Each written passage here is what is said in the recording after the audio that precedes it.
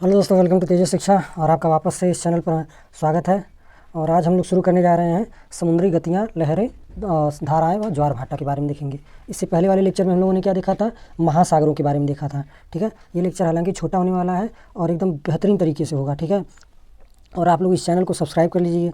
मैंने जैसा कि मैंने वादा किया है कि जैसे इस चैनल पर 50 सब्सक्राइबर पूरे होते हैं, कितने 50 सब्सक्राइबर, वैसे ये जो PDF है जो मैंने NCERT आधारित बनाई है वो मैं फ्री ऑफ कॉस्ट आपको उपलब्ध करा दूंगा।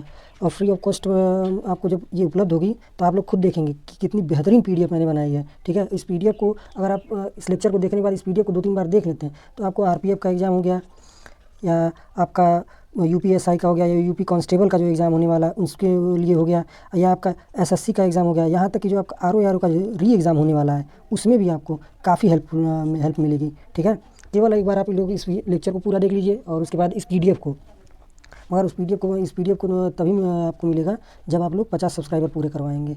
ठीक है, तो चलिए हम लोग शुरू करते हैं। हमारा आज का टॉपिक है महासागरी जल की गतियाँ। देखिए, समुद्र में जो होती हैं महासागरी जल की गतियाँ, इसमें लोग देखेंगे समुद्र में 3 तरह की गतियाँ होती हैं। पहले होती है लहरें, फिर दूसरी होती है धाराएँ और फिर उसके बाद होती है ज्वार भाटा। 3 तरीके की महासागर में गतियाँ होती हैं। अब जो मैं आपको फिगर दिखाने जा रहा हूँ उसको देखने के बाद देखते हैं कि आपके मन में कौन सी गतियाँ होती हैं। ठीक है, तो आप लोग फिगर को देखिएगा और इसके पीछे जो ये आपका समुद्र है उसको देखिएगा, इन मोहतरमा को रहने दीजिएगा।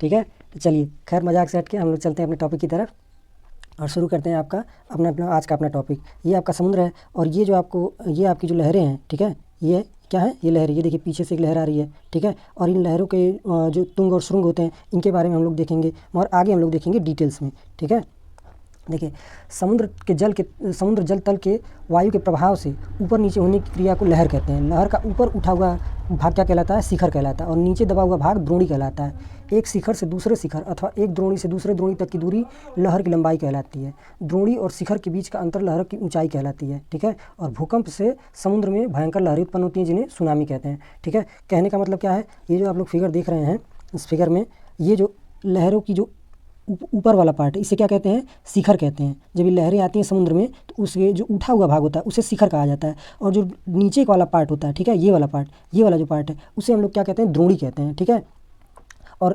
द्रोणी और शिखर के बीच की दूरी को क्या कहते हैं, लहर की ऊंचाई कहते हैं। ठीक है, अब चलिए हम लोग देखते हैं। देखिए, समुद्री सतह की विशाल राशि की एक निश्चित दिशा में होने वाली सामान्य गति को महासागरीय धारा कहते हैं। ठीक है, समुद्री सतह की विशाल राशि की एक निश्चित दिशा में होने वाली सामान्य गति को महासागरीय धारा कहते हैं। समुद्र में चलने वाली धाराएं 2 प्रकार की होती हैं, एक है आपकी गर्म धारा और दूसरी आपकी ठंडी धाराएं। और इन धाराओं के बारे में हम लोग एकदम अंतिम में देखेंगे। मैं इन धाराओं को एकदम डिटेल में लिखाऊंगा, कौन सी गर्म धारा है, कौन सी ठंडी धारा है, जो समुद्र में विभिन्न प्रकार की धाराएँ चलती हैं। ठीक है, चलिए हम लोग अपना आगे बढ़ते हैं। जो धाराएँ भूमध्य रेखा से ध्रुवों की ओर चलती हैं वे आसपास के जल से गर्म हो जाती हैं। भूमध्य रेखा पर सूर्य का तापमान ज़्यादा पड़ता है। ठीक है, इसकी वजह से उसके भूमध्य रेखा के आसपास की जो धाराएँ होती हैं वो गर्म होती हैं, अतः ये गर्म धाराएँ कहलाती हैं, जैसे आपकी गल्फ स्ट्रीम की धारा और ब्राज़ील की धारा। और जो धाराएँ जो होती हैं ध्रुवों की ओर ध्रुवों से भूमध्य रेखा की ओर चलती हैं, यानी ध्रुवों की तरफ से चलेंगी, ध्रुवों की तरफ सूर्य का तापमान उतना होता नहीं है, सूर्य की किरणें उतना पहुंच नहीं पाती, तो वहाँ की धाराएं जो होती हैं वहाँ पे ठंडा मौसम होता है, तो वहाँ की जो समुद्री धाराएं होती हैं वो भी ठंडी होती हैं, इसलिए वे अपने आसपास के जल से अधिक ठंडी होती हैं, इसलिए वे ठंडी धाराएं कहलाती हैं। ठंडी धाराओं के उदाहरण कौन कौन से हैं, कनारी और लेब्राडोर की धारा। और इन धाराओं के कारण समुद्रों में बड़े बड़े बर्फ़ के टुकड़े जम जाते हैं। आप लोगों ने देखा होगा, एक टाइटैनिक मूवी है, ठीक है, टाइटैनिक मूवी देखा होगा, उसमें टाइटैनिक मूवी में क्या होता है, जो इन्हीं ठंडी धाराओं के कारण ही, इसी लेब्राडोर की धारा के कारण ही एक बहुत बड़ा जो बर्फ़ का पहाड़ होता है, बर्फ़ का पहाड़ टाइप का होता है, वो आके टाइटैनिक जहाज़ से लड़ जाता है और टाइटैनिक जहाज़ 2 टुकड़ों में टूट जाता है और इसी वजह से टाइटैनिक डूब जाता है। ठीक है, देखिए कि आप लोगों ने, बहुत अच्छी मूवी है, देखने मत बैठ जाइएगा, मैं बस वैसे रेफरेंस के लिए बता रहा हूँ। देखिए, सूर्य और चंद्रमा की आकर्षण शक्ति के कारण समुद्री लहर के नियमित रूप से ऊपर उठने और नीचे गिरने की क्रिया को ज्वार भाटा कहते हैं। ठीक है, और सागरी जल के ऊपर उठकर आगे बढ़ने को क्या कहा जाता है, ज्वार कहा जाता है। जब सागरी जल ऊपर उठ के आगे बढ़ता है तो उसे ज्वार कहा जाता है, और जब सागरी जल नीचे गिरकर पीछे लौटता है तो उसे भाटा कहते हैं। ठीक है, जब नीचे गिर के पीछे वापस जाता है, सागरी जल उठा आगे तटों की तरफ आया तो उसे ज्वार कहेंगे, और जब तट से दूर चला जाता है तो उसे भाटा कहते हैं।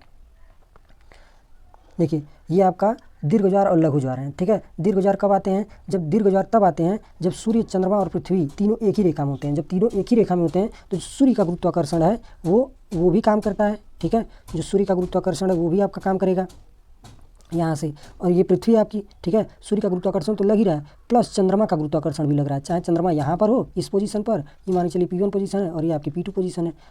अगर तीनों एक ही रेखा में होंगे, ठीक है, तब दीर्घ ज्वार आएंगे। सूर्य, चंद्रमा और पृथ्वी जब एक ही रेखा में होंगे तो दीर्घ ज्वार आएंगे। देखिए जब यहाँ पर होगा तब और भी ऊंचे ऊंचे ज्वार आएंगे, क्योंकि सूर्य का भी लग रहा है और चंद्रमा का भी लग रहा है, मगर जब यहाँ पर होगा तो दोनों तरफ दीर्घ ज्वार आते हैं, ठीक है। और ये वाला आप फिगर देखिए, इसमें क्या हो रहा है, सूर्य, चंद्रमा और पृथ्वी एक ही कक्षा में न होकर ये समकोण पर हैं, ठीक है। और जब समकोण पे होंगे तब लघु ज्वार आएंगे। चंद्रमा देखिए आपका यहाँ पर है, पृथ्वी आपके यहाँ पर है और सूर्य आपका यहाँ पर है, तो यहाँ पर ये लघु ज्वार आएंगे। जब समकोण पर होंगे तब लघु ज्वार, और जब एक ही रेखा पे होंगे तो दीर्घ ज्वार आएंगे। और इसे आप लोग नोट कर लीजिएगा, शायद ही कोई एग्जाम हो, चाहे यूपी कांस्टेबल का एग्जाम हो, यूपीएसआई का एग्जाम हो, एसएससी का एग्जाम हो, आरपीएफ का भी एग्जाम हो, कोई भी। अभी मैं आरपीएफ की एक पीवाईक्यू सीरीज, मार्गदर्शक सीरीज के नाम से शुरू करूँगा, ठीक है। मार्गदर्शक सीरीज उसका नाम होगा, और उसमें सब्जेक्ट वाइज आरपीएफ में जितने भी क्वेश्चन आएंगे, ठीक है, उनको मैं वहाँ पे कवर करूँगा। और देखिएगा ये क्वेश्चन, ये जो आया है आपका टॉपिक, ये जरूर वहाँ पे दिया रहेगा। मार्गदर्शक सीरीज में एकदम सब्जेक्ट वाइज और टॉपिक वाइज आपका आरपीएफ के सारे क्वेश्चन कराएंगे, और इसी तरह से सारे एग्जाम का आपको सब्जेक्ट वाइज यहाँ पे मिल जाएगा, ठीक है। आप लोग चैनल को बस सब्सक्राइब करके रखिएगा अपडेट पाने के लिए। अब देखिए, गुरुत्वाकर्षण शक्ति एवं पृथ्वी के अपकेंद्री बल दोनों के प्रभाव से पृथ्वी के सागर तल पर प्रतिदिन 2 बार ज्वार और 2 बार भाटा आता है, ठीक है।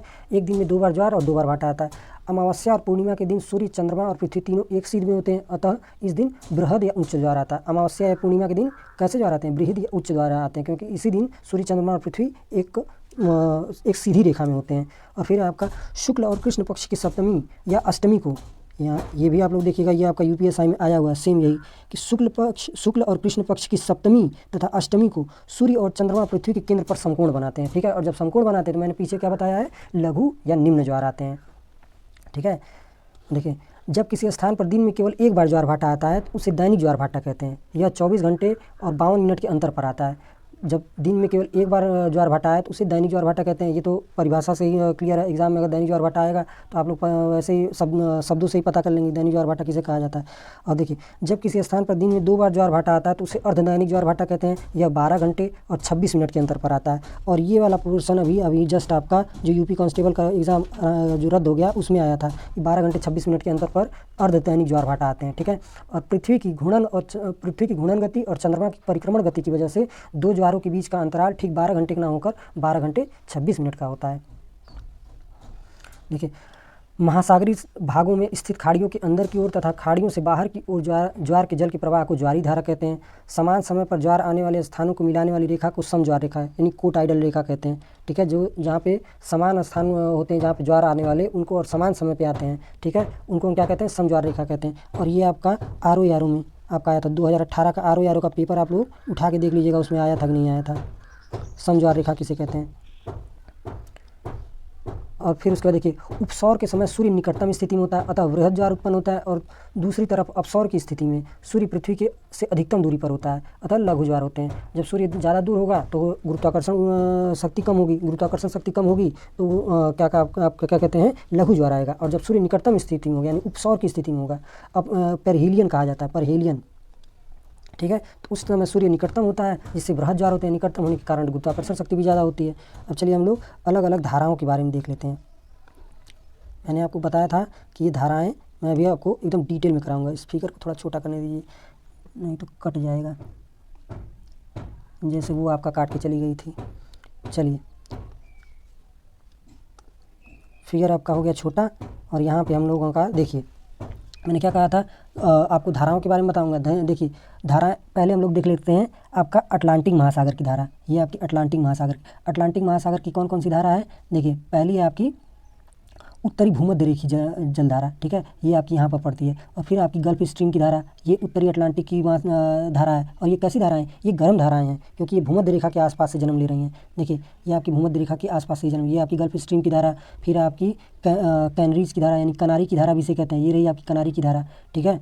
फिर आपकी उसी तरीके से लेब्राडोर की धारा, कनारी की धारा ठंडी होती है, क्योंकि ये भूमध्य रेखा से थोड़े दूर हो जाती है, ठीक है। चलिए, मैं आपको यहाँ फिगर में देख लीजिए, ये आपकी ब्राज़ीलियन धारा दी हुई है यहाँ पर, ये देखिए ब्राज़ीलियन धारा है, और भूमध्य रेखा के पास ही आपकी ओगलेस की धारा है। फिर उसके पश्चिमी ऑस्ट्रेलियन धारा है, ठीक है। देखिए, जो धाराएं ठंडी हैं उनके बारे में यहाँ पर आप लोग फिगर थोड़ा पॉज करके देख लीजिएगा, ठीक है। अलास्का की धारा, जो धाराएं ठंडी हैं उनको यहाँ लाल कलर से दिया हुआ है, और जो धाराएं गर्म हैं उनको नीले कलर से दे दिया है, ठीक है। और जो उत्तरी धाराएं हैं, उत्तरी गोलार्ध की तरफ, उनको लाल कलर से दिया है, और जो ठंडी धाराएं उनको नीले कलर से दिया है। चलिए अब हम लोग ऊपर देख लेते हैं। आपकी पहले आपकी देख लेते हैं अटलांटिक महासागर की धाराएं।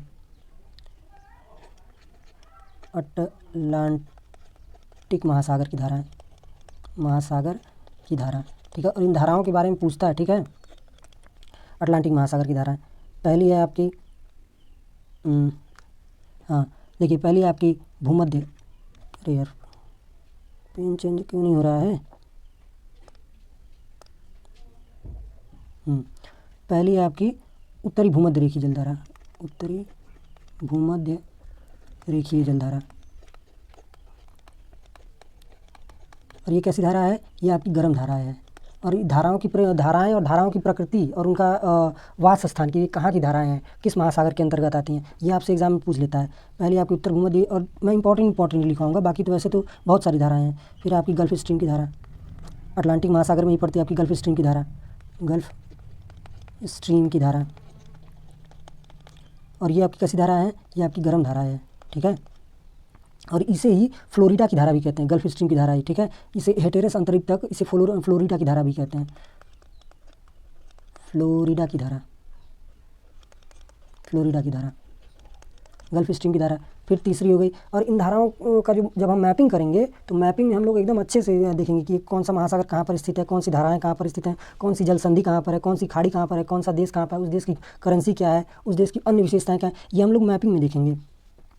फिर आपकी दक्षिणी भूमध्य रेखीय जलधारा, दक्षिणी भूमध्य रेखीय, भूमध्य मैंने भू बस लिखा है, आप लोग समझ जाइए, भूमध्य रेखीय जलधारा। और ये कैसी धारा है? ये भी आपकी गर्म धारा है, ठीक है। फिर उसके बाद ब्राज़ील की धारा, ब्राज़ील की धारा, ब्राज़ील की धारा, ये भी कैसी है? आपकी गर्म है, ठीक है। और फिर उसके बाद ब्राज़ील की धारा के बाद आपका कनारी की धारा, पाँचवा आपकी कनारी की धारा, कनारी की धारा। और ये कैसी धारा है आपकी? ये आपकी ठंडी धारा है, ठंडी धारा। फिर आपकी छठवीं कौन सी? लेब्राडोर की धारा। और लेब्राडोर की धारा बहुत ही इंपॉर्टेंट है। लेब्राडोर और कोई याद मत रखिएगा, मगर गल्फ स्ट्रीम की धारा, ब्राज़ील की धारा, कनारी की धारा और लेब्राडोर की धारा जरूर याद रखिएगा। लेब्राडोर की धारा कैसी धारा है आपकी? ठंडी धारा है, ठीक है। तो इतनी केवल 6 धाराएं हैं अटलांटिक महासागर की, जिनको आपको याद रखनी है। और फिर उसके बाद हम लोगों का कौन सा आता है? प्रशांत महासागर की धारा। दूसरा आपका प्रशांत महासागर में आपका मेरियाना ट्रेंच है, जो सबसे गहरा है। अब आप लोग बताइए, पिछले लेक्चर मैंने मेरियाना ट्रेंच की गहराई बताई थी आपकी। प्रशांत महासागर की धारा, प्रशांत महासागर की जो धाराएं हैं उनमें कौन कौन सी हैं? पहली है आपकी पेरू की जलधारा, पेरू की जलधारा। और ये कैसी है आपकी? पेरू की जलधारा आपकी ठंडी धारा है, ठंडी जलधारा। और इसे ही हम लोग क्या कहते हैं? हम्बोल्ट की धारा भी कहते हैं, हम्बोल्ट भी कहते हैं, ठीक है। हम्बोल्ट, ये टॉ है, रुकिए मैं मिटा ही देता हूँ, नहीं तो आप लोग कहेंगे कि राइटिंग के लिए थोड़ी मैं माफ़ी चाहूँगा। हम्बोल्ट की धारा। फिर दूसरी आपकी है कैलिफोर्निया की धारा, कैलिफोर्निया